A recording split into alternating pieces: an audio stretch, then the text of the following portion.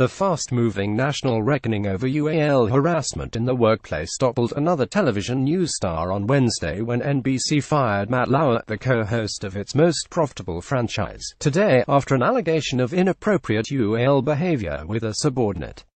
The downfall of Mr. Lauer, a presence in American living rooms for more than 20 years, adds to a head-spinning string of prominent firings over UAL harassment and abuse allegations. NBC News said it had decided to dismiss its star morning anchor after a woman met with network executives on Monday to describe her interactions with him. While it is the first complaint about his behavior in the over 20 years he has been at NBC News, we were also presented with reason to believe this may not have been an isolated incident, Andrew Lack, the NBC News chairman, wrote in a memo to staff. On Wednesday, NBC received at least 2 more complaints related to Mr. Lauer, according to a person briefed on the network's handling of the matter. One complaint came from a former employee who said Mr. Lauer had summoned her to his office in 2001, locked the door and usually assaulted her. She provided her account to the New York Times but declined to let her name be used. She told the Times that she passed out and had to be taken to a nurse.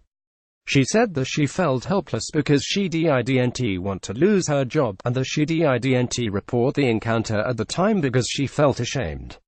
On Thursday, Mr. Lauer issued an apology, expressing sorrow and regret for the pain I have caused. News of Mr. Lauer's sudden downfall shook the television world, where he had established himself as one of the most powerful men in his industry. Even President Trump, who himself has denied multiple allegations of UAL misconduct, weighed in, seizing on Mr. Lauer's firing to denounce NBC News coverage and call for other senior figures at NBC News to be ousted.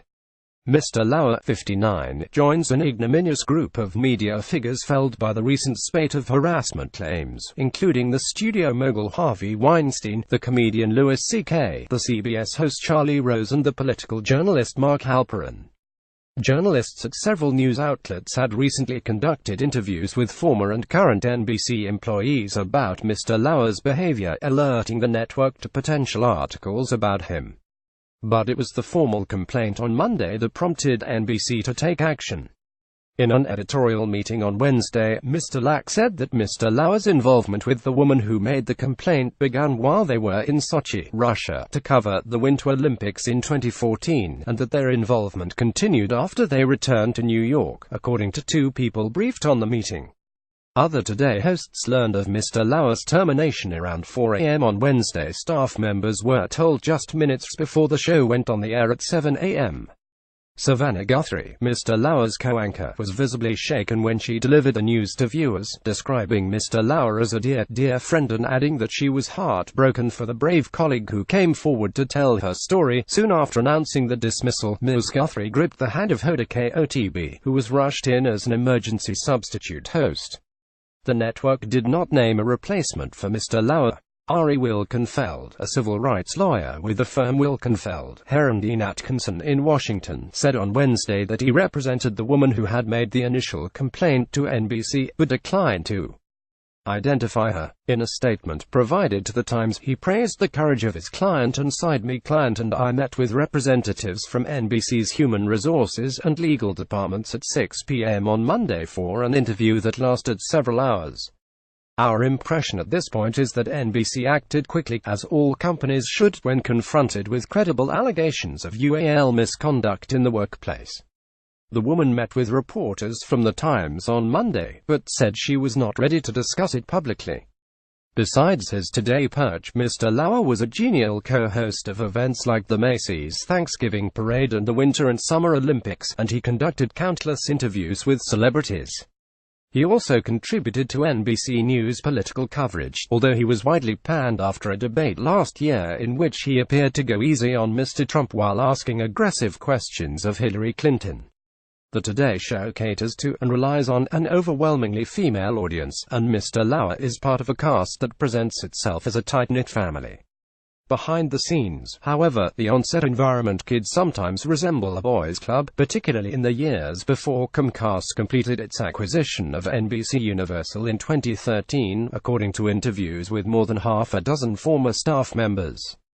Jokes about women's appearances were routine, the former employees said.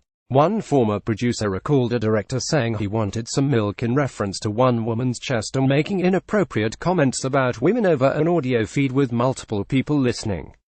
Two former employees recalled colleagues playing a crude game in which they chose which female guests or staff members they would prefer to marry, kill or have with.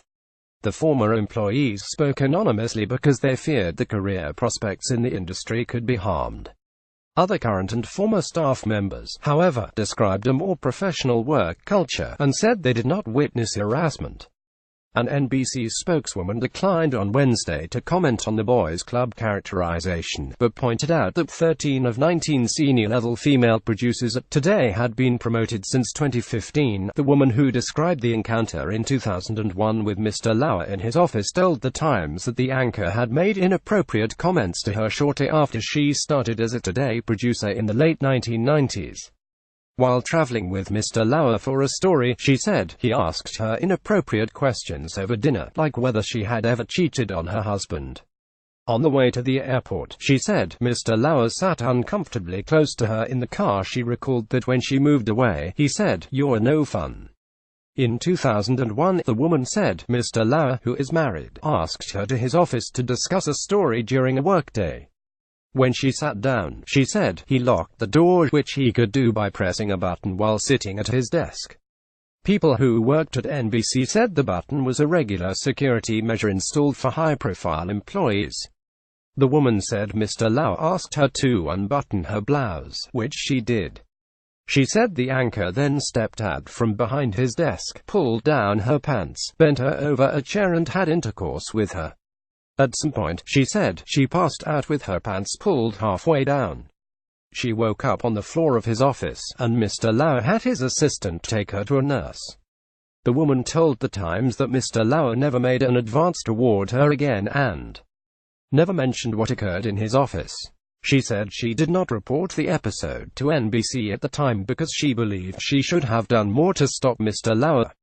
She left the network about a year later. On Wednesday, the episode in Mr. Lauer's office was reported to NBC News after the woman told her then supervisor, who still works at the network.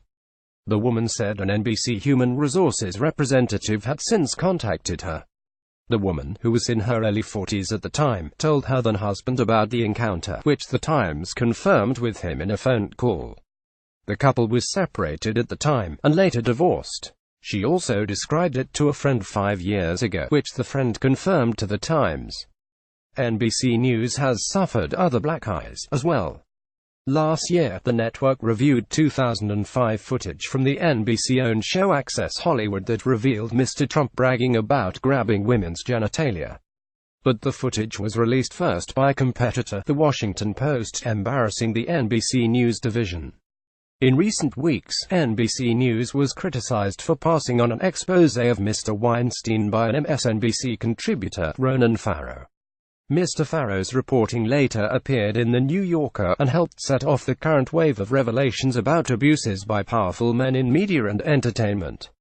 John Coblin contributed reporting. A version of this article appears in print on November 30, 2017, on page A1 of the New York edition with the headline "Longtime face of NBC's Today is fired as complaints multiply."